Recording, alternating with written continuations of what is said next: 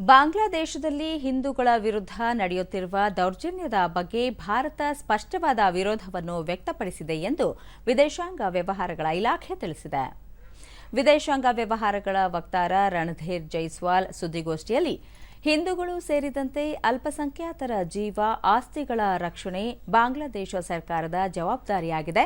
ಅವರಿಗೆ ಸುರಕ್ಷತೆ ದೊರೆಯಬೇಕು, ಹಿಂಸೆ ಕೊನೆಯಾಗಬೇಕು.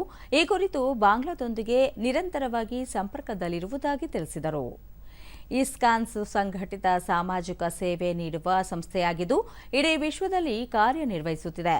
ಚಿನ್ಮಯ ಕೃಷ್ಣದಾಸ್ ಅವರ ಕುರಿತು ನ್ಯಾಯಾಂಗ ಪ್ರಕ್ರಿಯೆ ಜಾರಿಯಲ್ಲಿದ್ದು ನ್ಯಾಯಯುತವಾಗಿ ಇತ್ಯರ್ಥಗೊಳ್ಳುವ ನಿರೀಕ್ಷೆಯಿದೆ ಎಂದು ಹೇಳಿದರು. ಭಾರತ ಬಾಂಗ್ಲಾ ಮಧ್ಯೆ ವ್ಯಾಪಾರ ವಹಿವಾಟು ಎಂದಿನಂತೆಯೇ ಮುಂದುವರಿಯಲಿದೆ ಎಂದು ಪ್ರಶ್ನೆಯೊಂದಕ್ಕೆ ಉತ್ತರಿಸಿದರು.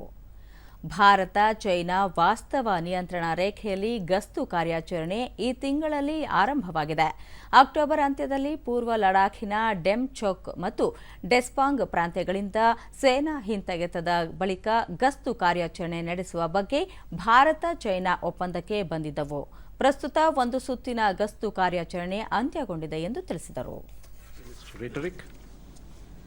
Increasing incidents of violence and provocation. These developments cannot be dismissed only as media exaggerations. We once again call upon Bangladesh to take all steps for the protection of minorities.